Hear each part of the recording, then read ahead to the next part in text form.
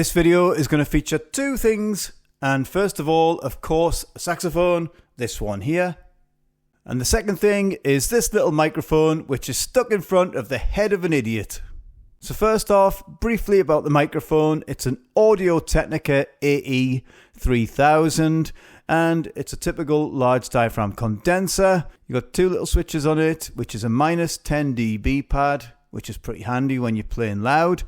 And you've also got a low cut switch, which is quite handy if you've got something which is a bit boomy and you want to record it. So that's the little mic in front of my face. The first thing I really noticed about this microphone, apart from the sound, was how cute, mini and adorable it is. It's about that big. It's just a little mini thing which is so cute. And when I looked at it online, I didn't think about the size. It just looked like a typical condenser, and I thought it might be something similar to the size of this Sontronics here. And that's what I class as a normal size condenser mic. So for reference, the Sontronics next to this little Audio-Technica. There you go. Check that out. It's about half the size. And let's take it one more step further. This little fella compared to my CAD Equitech E300S. Here we go, size reference. Look at that. It's just absolutely mini. And for me, that means it's cute. And there's no other fancy things on it. It's just a straight cardioid condenser. Record into there, and that's all you need to do. And talk about recording, the thing I'm going to be recording is this tenor saxophone. So that moves me swiftly onto this fella. This is a Yanagisawa and it's the T5. Now a little while ago I featured the Yanagisawa A5, the alto version of this, and I was quite impressed with it. So I thought to myself, if I get the chance to find a tenor version, which is this T5, I'm going to grab a hold of one. So yep, here we are. There it is. Let's have a look at this tenor. Let's go into a little bit more detail about it. Now, it does have your typical Mark 6 style C and E flat keys. Also, it features a high F sharp there. You can see it wiggling under my finger. Now, check out the size of this body to bell brace. Look at that. That's obscene. It's like a Mark 6 ring, but the Big Daddy version. That's exactly what it looks like. Let's have a look at the little pinky cluster here for the left hand. There it is. There's no alternative rocking mechanism between the C sharp and the B flat. It's a bit more like the old Yamahas, the old 62 purple logo in layout. It does feel a little bit different than that, but it still feels very nice. It's a very nice mechanism there. I like that a lot.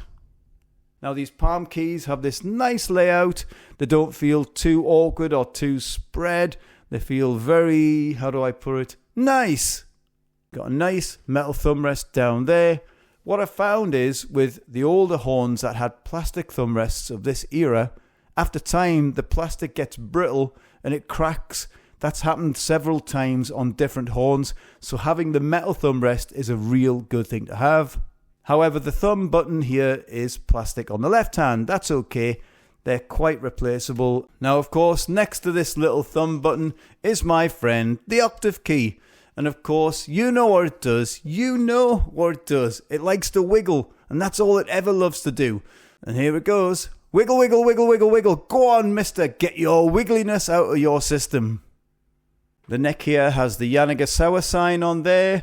You might be able to just see it there, right there. It's got this red on it. Now, sometimes the modeling of these is a little bit confusing. Is it the T5? Is it the 500 or whatever?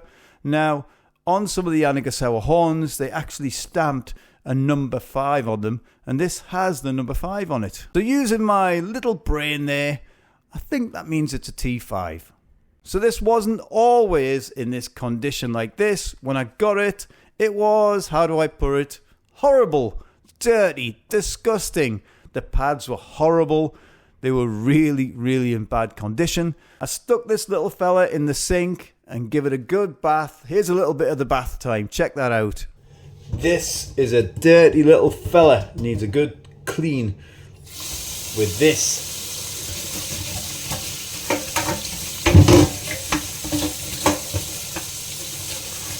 Come on, little fella, get yourself scrubbed. Saxophone spa time. I put it back together, of course, and here it is.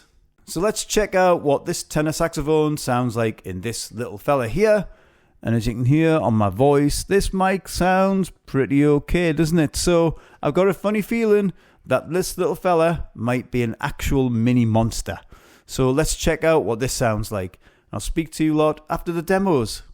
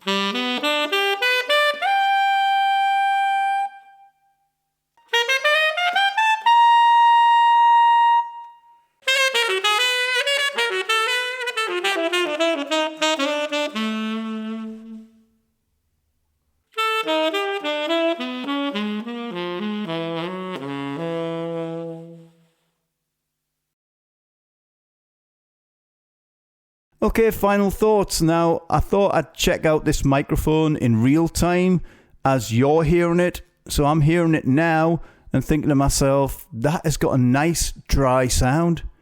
And that's a very good trait when it comes to a microphone. So yes, I'm impressed with how it sounds like when I'm talking. And of course, I'm a little bit close to it. Let's get these off. I've still got my neck strap on. How many times do we do this as horn players? We walk around and forget to take it off. Anyway, this can go over here. Now, as I suspected, this little fella is a little monster. You heard when I was talking into it there with my headphones on, it sounds good. Now, on the saxophone, it sounded equally as good, had a nice, clean sound, had quite a neutral sound, actually. And not just neutral, but another N word, natural. Just tick the boxes for me. It has a nice, clear sound.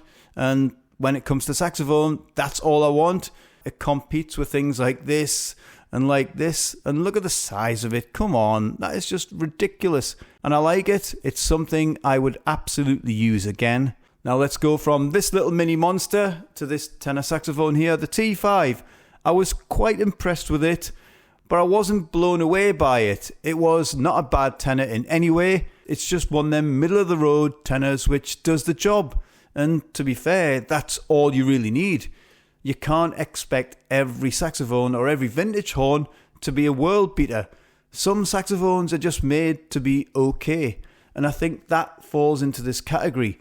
But I think a lot of that might be down to the neck. So maybe switching out a neck might have a different effect on it. And I do have a funny feeling it will.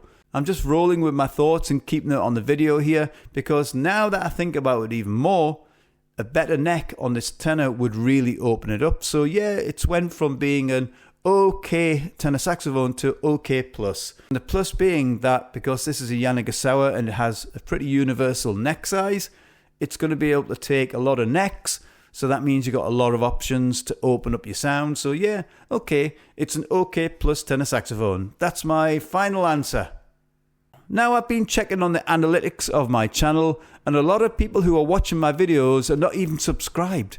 So wow, can you do me a favor? Just get that finger, click on subscribe because that's not going to cost you anything.